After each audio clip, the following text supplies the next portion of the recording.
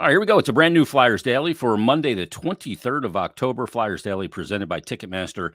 Make more memories live. We're going to talk about some goals. We're going to talk about some assists. And this season, the Flyers are teaming up with Penn Medicine for the Penn Medicine assist.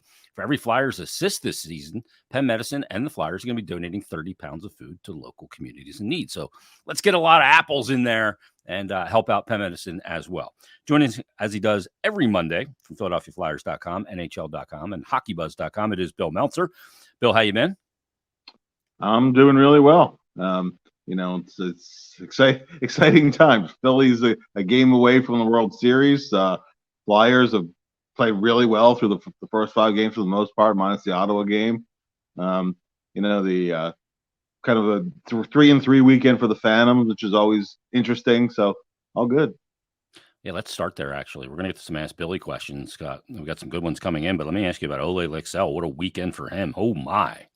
Yeah, five-goal weekend for him. And had a hat trick on Saturday and really just playing with a lot of speed and with a lot of energy. He's been on the line with Tanner Lazinski, and they've really they clicked together really well. Let's go to the other end of the spectrum because I know that head coach Ian LaPerriere had some very harsh words for Wade Allison. Where does Wade Allison go from here? I think he's been demoted to the fourth line with the Phantoms. That's correct. Yeah, he in Sunday's game that he played on the fourth line. After Saturday's game in Hartford, Dan Freemuth, formerly the Phantoms publicist, then now is a broadcaster in Service Electric. He asked Lappy, what have been your impressions of Wade Allison so far?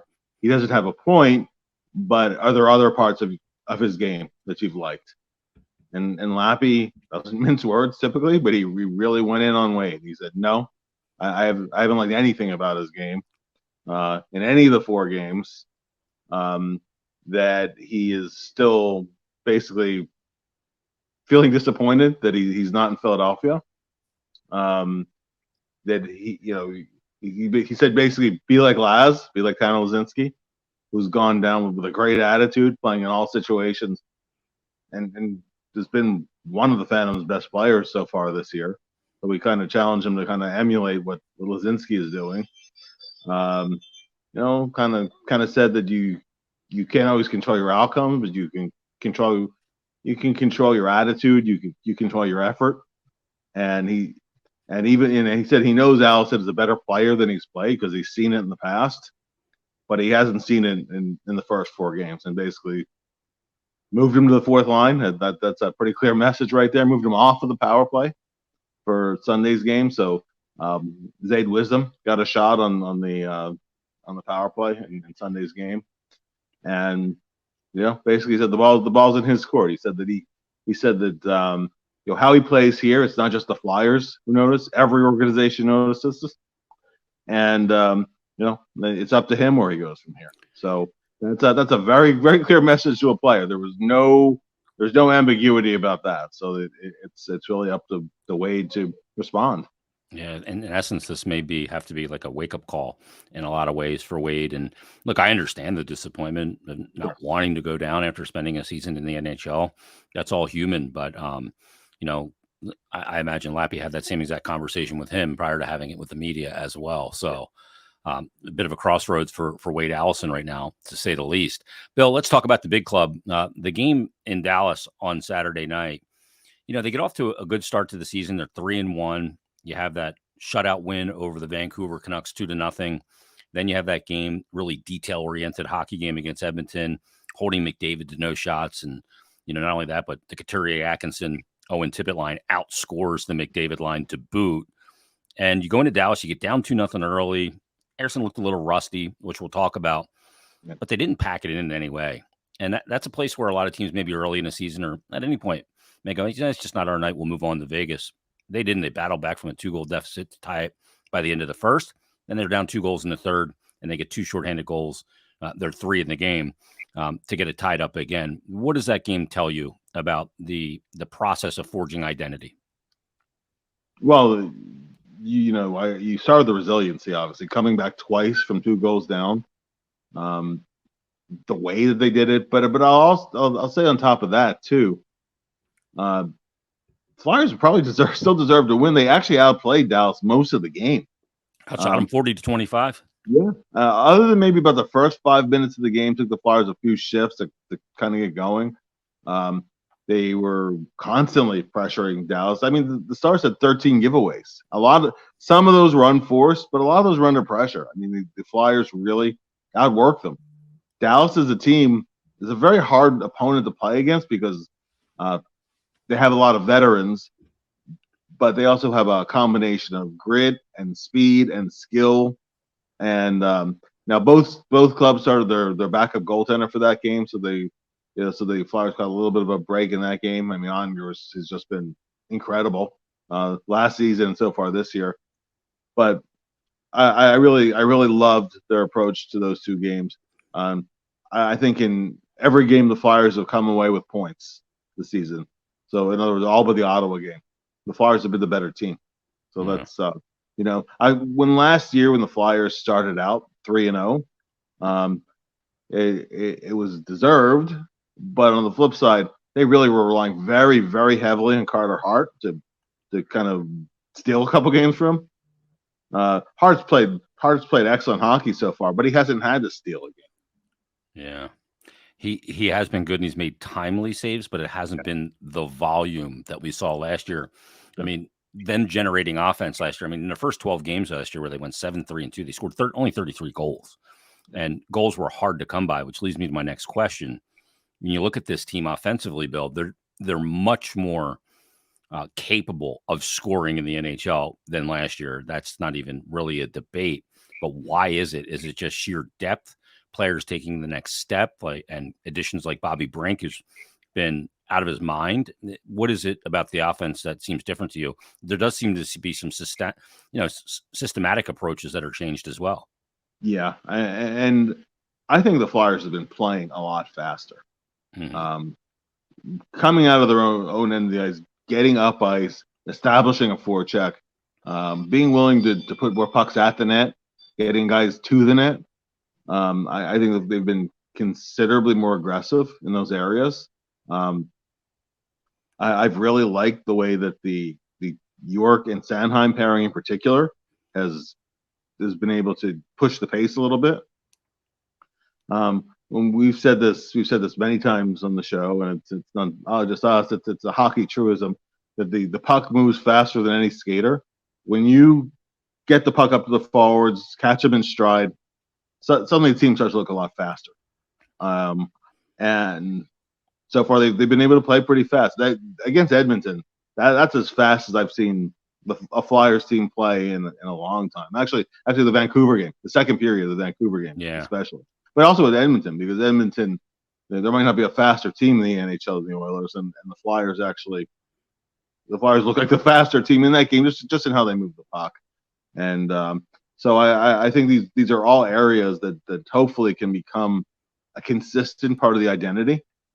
What would how you go into every game, because a team might have more guys with better foot speed, but if you can play faster as a team and generate more pressure, you're gonna have the better of the play more than you're defending. Again, the one game was the Ottawa game was the big outlier because the Flyers got nothing going in that game. But every other game so far, I mean, the Flyers have had a really good approach. You saw in the Dallas game, because the other games they were playing from ahead that they won. This is a game where the Flyers were playing from behind, and they didn't panic. They didn't abandon the way that they need to play, and that was encouraging to see. I mean, would you like to get 2 points? Absolutely, but there were a lot of positives to take from it. Bill, what's the reason for the heightened level of Travis Sanheim's game? I was asked about this on a podcast that I was a guest on, and they asked me. They said, is he the player that won the Barry Ashby Trophy a couple of times? And I said, no, he's not that player. He looks like a better player now.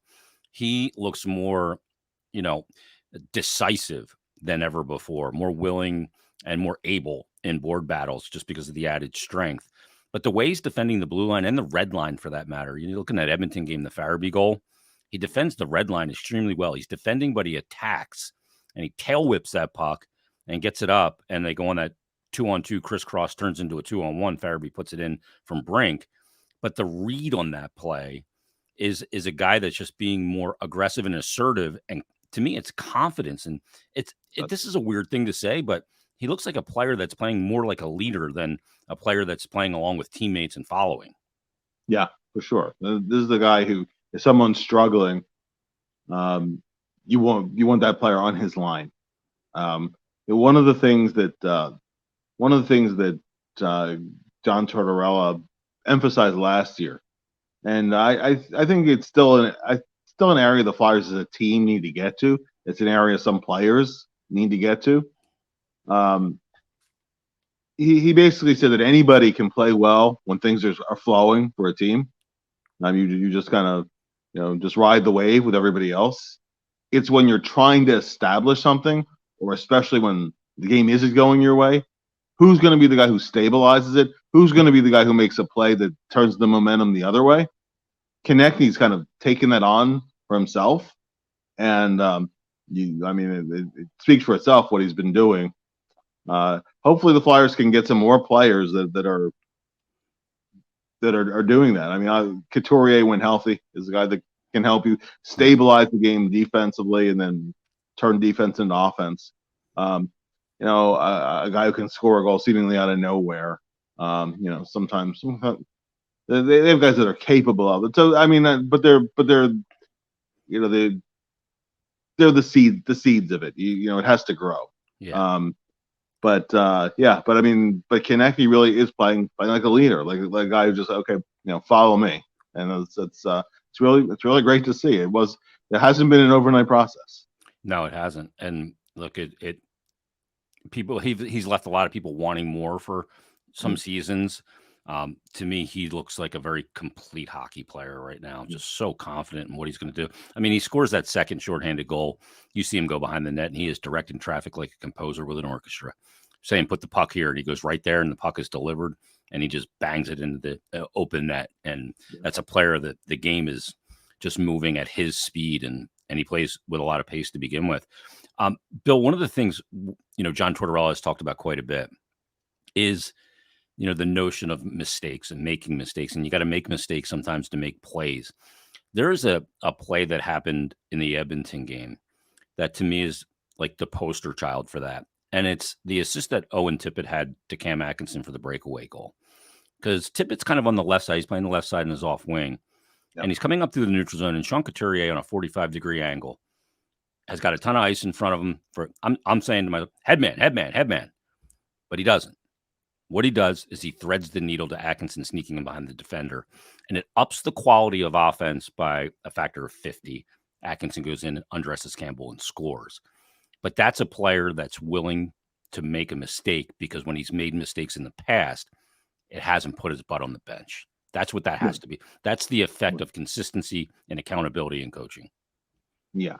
And I think there is something very much to be said for not being afraid to make a mistake, to know there's some leeway. If you make a mistake, you're going to go over the boards again, Yep. Next time around. I think that's very important. Yeah, it was just a tremendous pass. And look, if that pass may not make it 8 out of 10 times, but it did on that occasion. And that's a big thing. And a big thing there was a play like last night, actually. Tyson Forster, he lost the battle, but then he had a takeaway a couple seconds later. Yeah, and that he actually picked the guy's pocket. Now that's nice to see. You lose a battle, okay, fight the next battle, and that's all part of that process. Part of the process, Bill, is going to be for Sam Ersson to figure out how to stay sharp when playing much less than he did last year. It was 19 days between when he played his last preseason game to the game against Dallas. And he looked a little rusty. He was off his angle a little bit on that first goal that beat him high blocker. I think the Hintz goal, the third goal of the game, was a byproduct of the first goal because he shaded too far to the short side against Roope Hintz, and he beat him long side.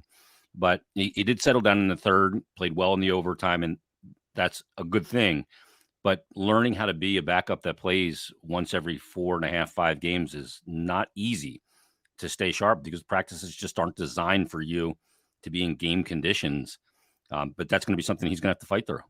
Yeah, for sure, especially early in the season when you don't have back to back, so there's not Yep. these natural points where you can circle that this is probably going to be one of your starting opportunities. And also it's challenging because not only did Sam not play since the next to last game in the preseason, that was the game against Boston. He went the distance, but he only saw 14 shots for the game, Yeah. and I don't think more than 6 in any period. So he never really got tested in that game. So that's so it was really you not that you want to be peppered with shots, but you'd like to at least get a work in. So it's really been a while since he played any kind of a meaningful hockey game. I noticed that he gave the Hintz goal, and then they kept testing him to the stick side over the pad. Yeah, they did. And he caught a break on at least one that hit the post and beat him again. But what I like about Urson in that game, and really since he's come over and to North America, is that he has a great compete level to him because as you noted, he settled in the third period. It's easy something just not my night, and then just continues to go downhill. In that third period, the Flyers had a few breakdowns in that period. Had to face a couple breakaways. Game really could have gotten out of hand. He kept them in striking distance.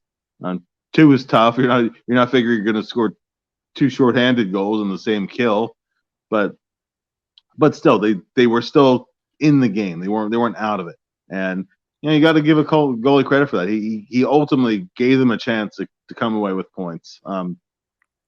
But I do think that going forward, when he hits long stretches without playing, that's part of being.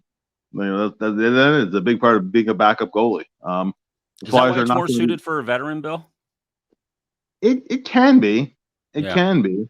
I mean, because so much of it is mental, right? I mean, there's the physical part of it too.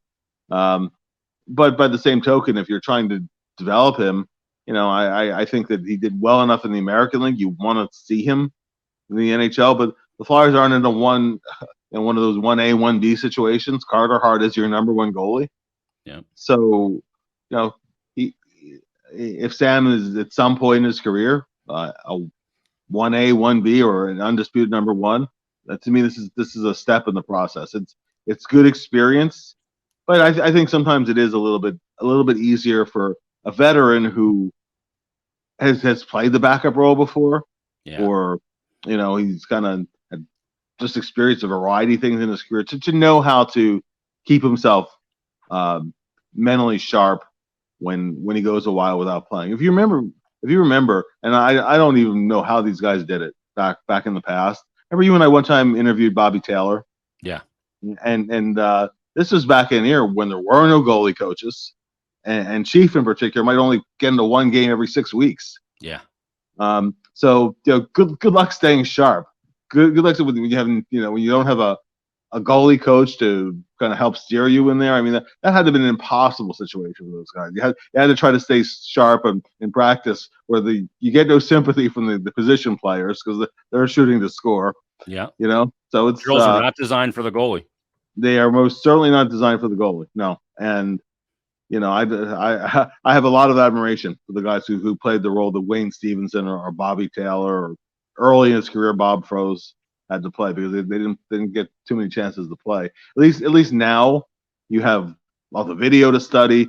You do have a good quality of coaching available, et cetera, et cetera, et cetera. So it's still is challenging. Goalie is still one of the hardest positions in sports.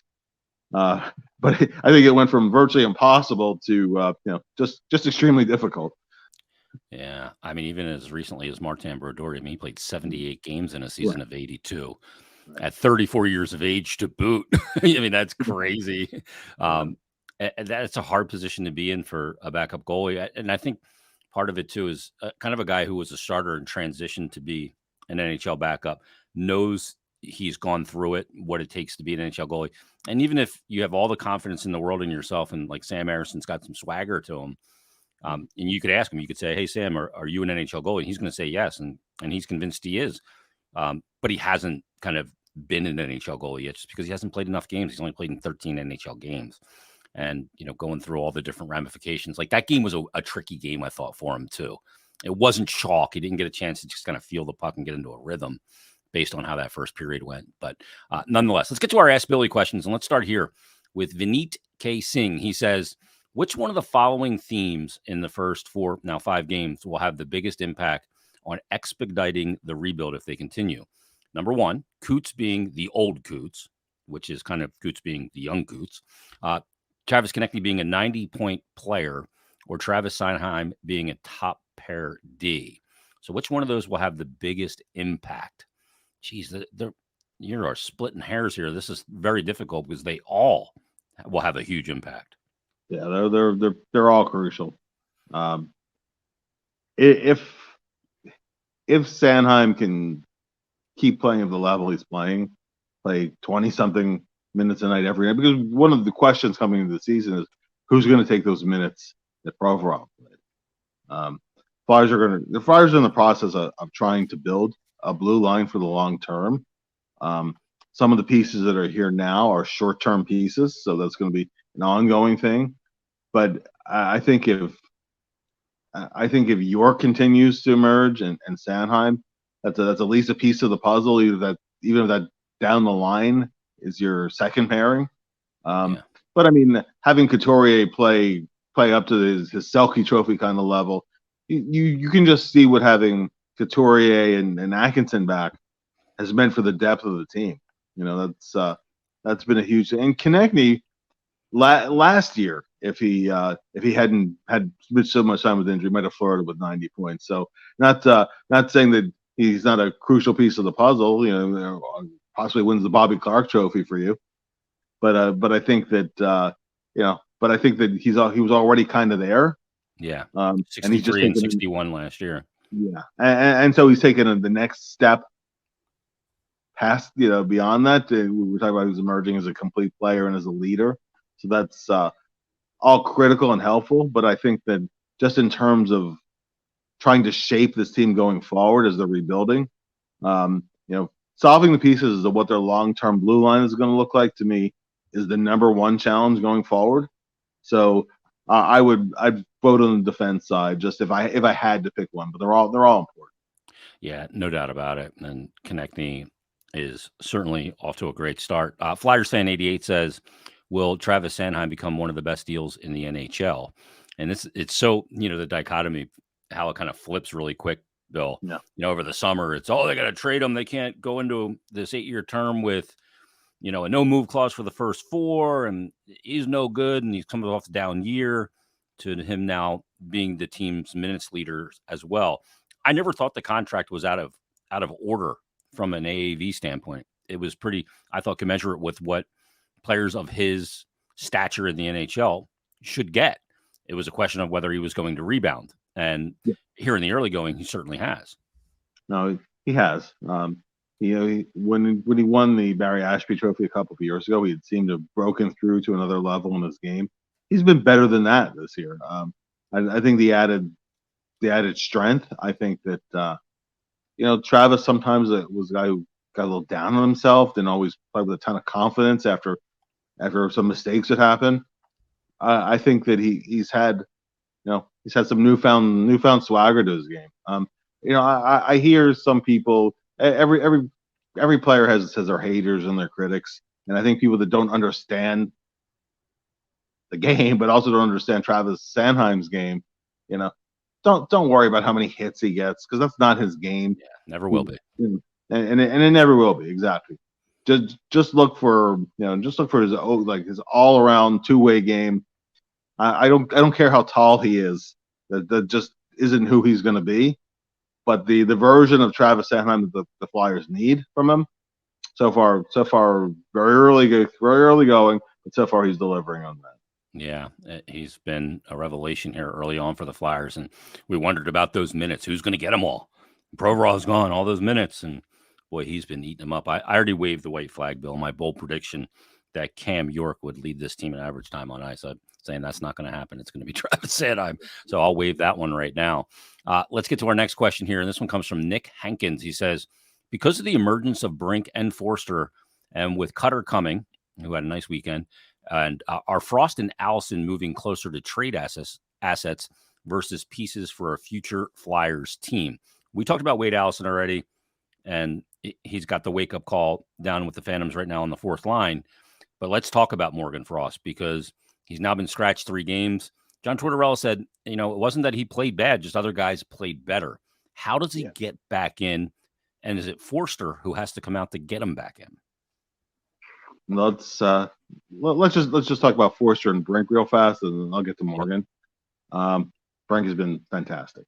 Phenomenal. And it shows you how fast things can turn, because at almost the midway point of training camp, Brink was a day from going down, the same day that Denoyer went down. He's probably going to be among that batch of cuts.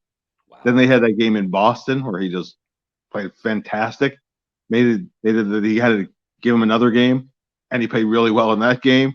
Give him another game, he played really well in that game, and all of a sudden he makes the team, and on merit. And he's just rolled it right into the season. He's been creating. He's been confident. He's been, he's not the fastest skater per se, but he's got really good quickness. He anticipates well, and quickness is more important than just pure speed. He looks fast. He's looked fast because he plays fast. He thinks the game fast. Exactly. So the way that he plays, it's more important than what a stopwatch says if you time him going around the ring. I'm always slow though to say emergence of a player, because it has to be sustained, right? Hopefully he doesn't hit a wall. Hopefully he keeps doing what he's doing. Every reason to think right now that he will, but I think you let him show it. Let him keep going. He certainly deserves to stay in the lineup. I'll say on Tyson Forster, I thought he was better. I thought he had a better game in Dallas. Talked about the takeaway that he had, putting some pucks at the net, which is something that he needs to do. I don't think he's played badly by any stretch. I think he's been fine. Do I think he's made a statement that he needs to be in the lineup every game? There's no taking him out of the lineup.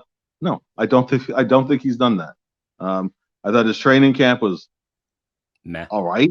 Yeah. I think his season so far has been all right. He hasn't been negative. It's not been negative, right? He hasn't been a liability. So he hasn't done something where he would lose a lineup spot and you pull him.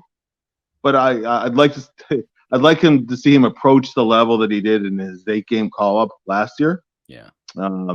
Or be an AHL All-Star, or down the stretch when the Phantoms was when he went back to Lehigh Valley and they were having to clinch their playoff spot. He had some really big games then.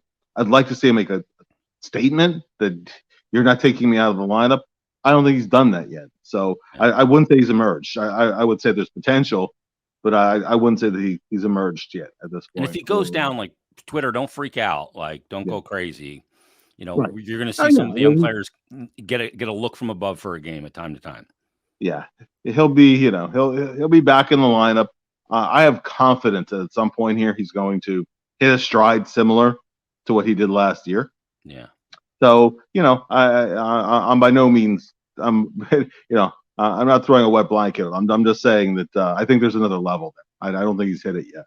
Yeah. On to Frost. With Frost, and listen, everybody knows I'm a big Morgan Frost guy. I understand staying with the same forward lineup when you're winning, where the Flyers are winning. Teams quite often do that, and with justification. So I think Morgan just has to keep practicing hard. His turn will come up, and then he has to play the way he's capable of when that term comes up. Now what I'll say beyond that is, listen, Morgan again led the team in scoring for the final 2/3 of last season, the final 56 games.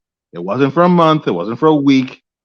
No, it was 2/3 of the season, and it coincided with when he had the opportunity to move up in the lineup. And honestly, it came at Kevin Hayes' expense, because when Hayes kind of moved down in December, that's when Frost got the opportunity to play, and that's when his game started taking off.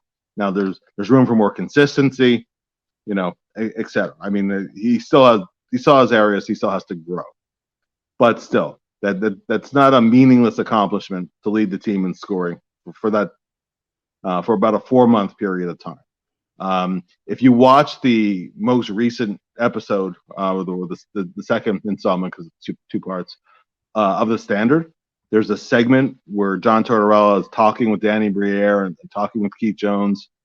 I think Brent Flair is in the room, and so is Alan McCauley. And he starts by talking about how he can free up Noah Cates a little bit offensively. Mm-hmm. Then he says to Frost, he said, "Listen, give Frosty credit. He grew a lot last year as a two-way player." Okay, so that's Torts giving him credit for his growth in his two-way game. Don't take it from me.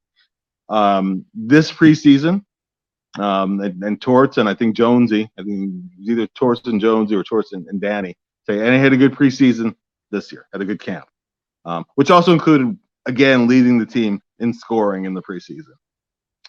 I would have liked him to have not been pulled after 2 games. I would have liked to have seen him get the same trust and leeway that Owen Tippett, who did not have two good games to start the season. Actually, in that Ottawa game where the Flyers struggled, Tippett had maybe his worst game as a Flyer since coming over from Florida. Doesn't mean you pull him. Doesn't mean you remove him from the lineup. Doesn't mean anything. It just means he had a bad game, and a so-so first game in Columbus, because in neither of those 2 games could he put pucks on the net. Now he's corrected that in the last 3 games. Tip's been terrific. In the Vancouver game, he had a ton of scoring chances. Really, it was only because Thatcher Demko was playing out of his mind that he didn't get in the score sheet. He was even better in the Edmonton game, and had 2 really, really sweet assists. Credit to Cam Atkinson for finishing those, but he just toasted Evan Bouchard on both of his assists. He did. Yeah, the backhand pass. Yeah, it's just beautiful, and that and it was nice. I mean, that's we were just talking about earlier, how the confidence that if you make a mistake or if you have a bad game, you're back out there again. Yeah, right. He got that show of faith. Noah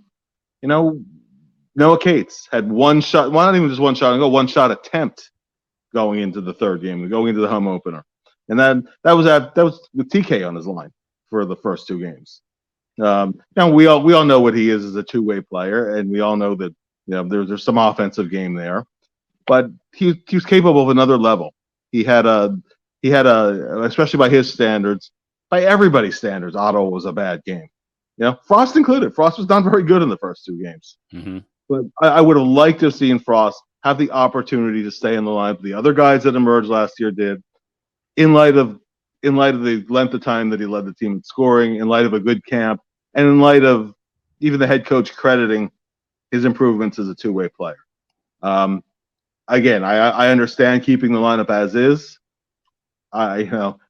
When he gets his next chance to play, and it'll come. It's not not a whole season thing, but he has to take advantage of it. I'd like to see a little patience, Yeah, and see him kind of get back to where he left off. I think it's an unfortunate situation in terms of being trade bait. I mean, you never know what comes down the line. He signed a 2-year deal, and right now Scott Lawton is playing well at center, and other guys have played well, and I don't think there's an immediate need to make a change and put Morgan back in.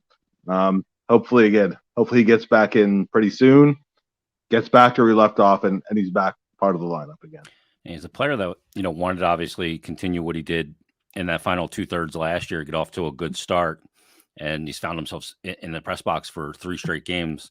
But when he gets that opportunity again, he's going to just have to take advantage of it and make it so that they can't pull him out of that lineup again.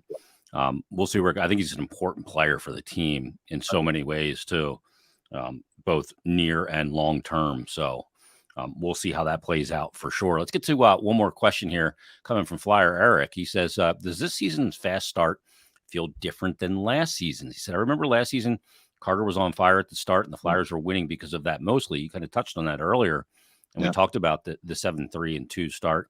This does look different, Bill. I'm not ready to go crazy after 5 games.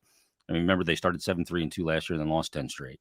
So I'm not going to go crazy and change my expectations. The NHL season is a grind. But it does look different than last year. But we'll see where the warts emerge in time. No, for sure, and they're going to emerge, right? They always do. They're going to be rough. There's going to be rough patches this year. Hopefully the Flyers can stay relatively healthy, but it's going to happen. There'll be stretches where the Flyers are having trouble scoring. One area that we have not touched on today, but to just briefly mention, Flyers are 1 for the season so far in the power play, and the one that they have was a 5-on-3 goal. Yeah. So they have to start scoring a little bit on the power play, because you're not going to get, the funny thing about shorthanded goals is that sometimes you might get a bunch of them in a short period of time, not usually 4 of them in 2 games, but sometimes it feels like you start getting some and then you go a couple months without any. Yeah. So that's not going to be a regular part of anybody's repertoire. So so there's a lot of things to clean up and a lot of things to work on. I do think that they're heading in the right direction, and it does have a different feel to it.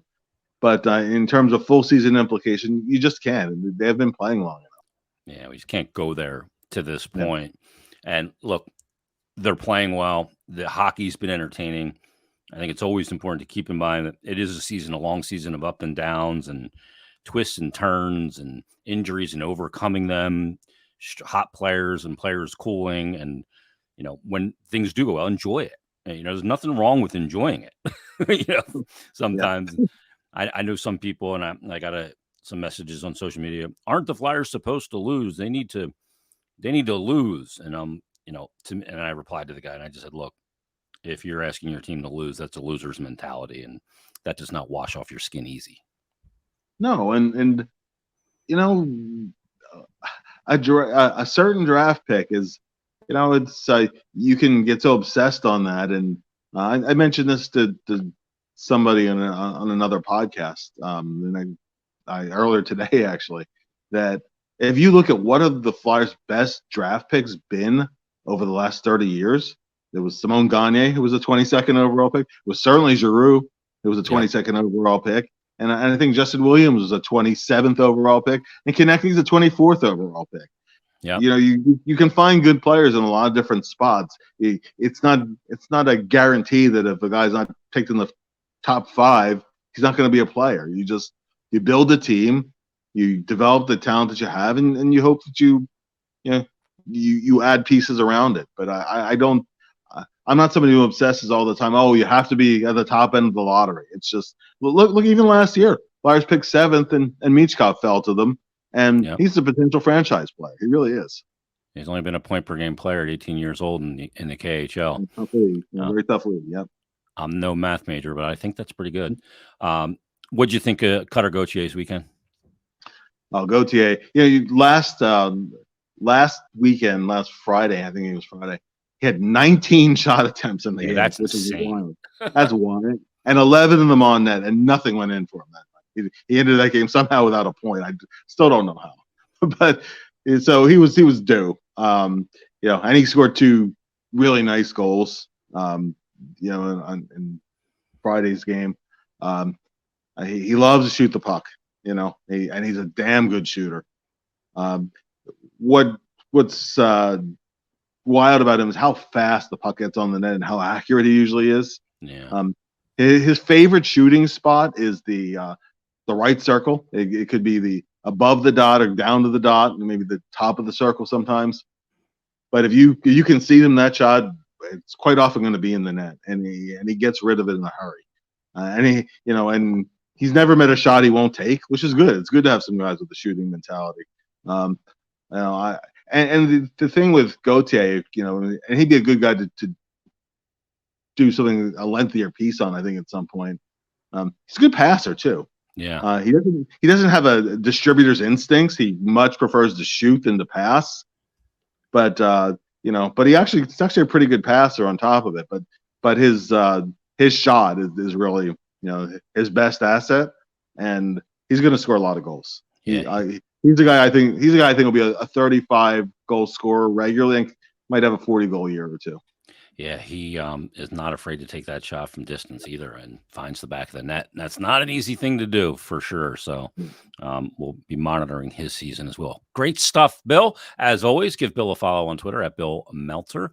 And we'll be back tomorrow. We'll preview Flyers, Vegas, late, very late. Did I mention it's late? Late night hockey tomorrow night. So tune in for that. Read Bill's work at PhiladelphiaFlyers.com, NHL.com, and HockeyBuzz.com. We'll talk to you tomorrow on a brand new Flyers Daily.